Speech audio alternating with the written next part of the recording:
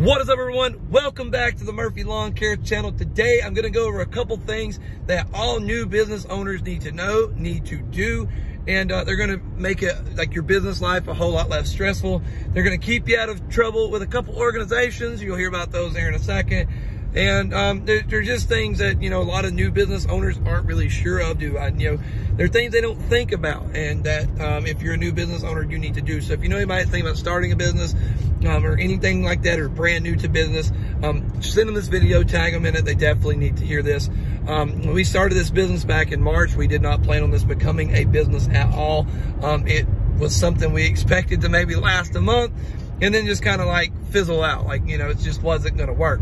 And it didn't do that. It grew month to month, and it's our first year in landscaping and lawn care, and we are sitting at 17 customers, and that's just from March to now, which is middle of November. Super excited about that.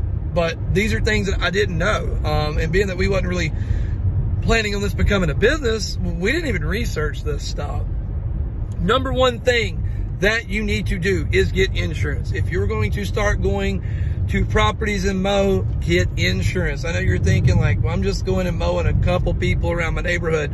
Yes, but if you happen to damage their AC unit or anything like that, you're going to want to have insurance. You're not going to want that to come out of your pocket.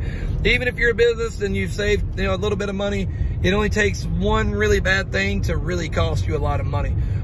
So make sure that you have insurance. We use Hiscox. I think I got a $300,000 policy. It's around $30 a month. We're about to increase that to $1 million property due to some of the properties that we work on, or dollar policy because of some of the properties that we work on. But definitely make sure that you have insurance. Number two would be a CPA. Get yourself an accountant. Once you start getting some decent cash flow, you're definitely going to want to get yourself an accountant. If you feel like it's something you can handle yourself, do it. But I would recommend getting an accountant unless you're really, really familiar with that stuff. Last thing you want to do is get in trouble with the organization, that is the IRS, because the IRS does not care about you. They do not care about your family. They do not care about your business. They care about your money and the part of the money they feel and decide that you owe them. And if you don't pay them, well, the IRS, they can be pretty invasive. So make sure you get an accountant, get all your tax stuff. Very important to do that. Something we didn't immediately have. Luckily, we didn't immediately come out of the gate, making just straight banger bucks, but we did make some, I'm not gonna say, for a brand new, not expected to make it business, we did okay.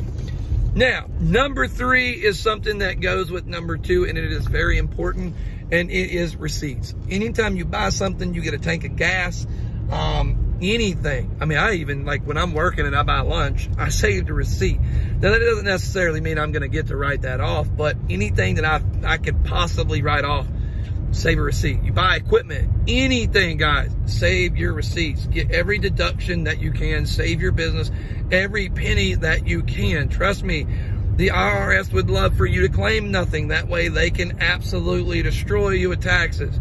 It is legal to deduct things. Now, don't go doing stuff that you're not supposed to.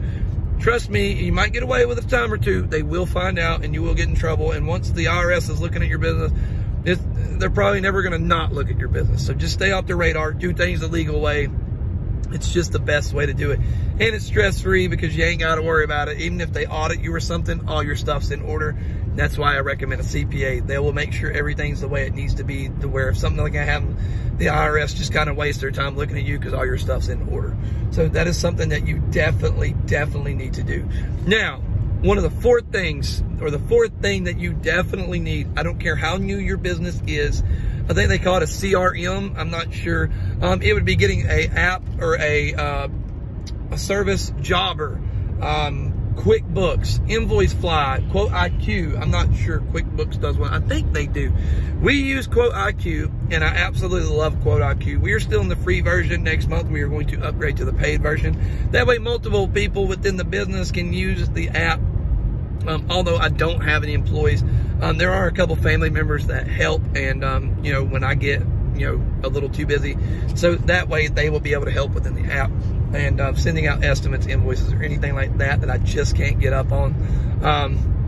There's not a huge learning curve to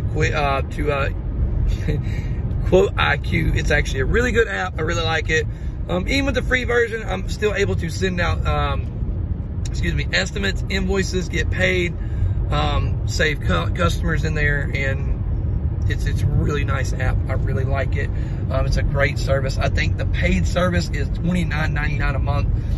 Like the platinum service is like $44. I don't know that the platinum service or anything is really worth it. I don't have it. It may be absolutely worth it. I don't know. But I would definitely recommend getting that. It makes it a lot easier. Make sure you are sending your customers an estimate for them to agree on. I am a person that's had this happen to me. If you don't, they will add stuff to the estimate for you to do that you never agreed on and tell you that you are not getting paid until it is done, even though it was not work that was part of the original estimate that you may have had like a verbal contract with. Verbal don't mean nothing. Get it in paper, get it in rock. That way it is there. It says what it says. They agree to it. So with, Quote IQ, they actually have to agree to the estimate, saves it in the app. Anytime you need to go back to it, you can look.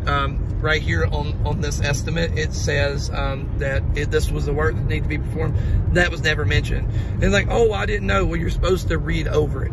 All right, number 5, which is extremely important, and I know there's a lot of companies that do not do this, and this can get you in a lot of trouble really quick. Make terms of agreement and terms of service and terms of payment. So for my company, once I send out an invoice, if you're a residential customer, you have 7 days to pay me. If you don't, there's a 3% finance fee. It's just something you didn't pay me on time. Now there's a 3% added charge. If you are a commercial client, I give you 30 days. And the only reason I give them a little longer is because usually it's a more substantial amount of money. And with a commercial client, a lot of times there's a couple more ropes they have to jump through usually in order to get payment out. So it's not as simple as like me just sending you money. They may have to go through accounting and a few other things. Even though it's budgeted in, they still have to get stuff approved. So it's a little different. But once again, if I'm not paid in 30 days, there's also a 3% finance charge to them. In the terms of service, I also say that anything that's stating in the estimate is the only work that'll be done. If during that work is being performed, if anything is stated that needs to be done outside of the estimate, they will have to be another estimate made and approved before that work can begin. We will not do it on that estimate. And there will be no verbal agreements. I have learned verbal agreements are trouble for our business. So those are things that you need to do. And then the payment policy, it states all the types of payment that you take or accept and stuff like that. So make sure it is just kind of a CYA, cover your butt kind of thing. Make sure you're doing it anyways. These are the things that you need to know to create a stress-free business. What I am basically doing is showing you things that I have used to fix my mistakes and telling you about them. That way you don't make my mistakes. We're still going to make mistakes. It's what we do. It's okay to make a mistake. Just don't make it twice. Anyways, guys, Ben Murphy Lawn Care. Appreciate you guys coming along. We'll catch you next time. Make sure you subscribe, hit that like button, and click that little bell so you get some notifications.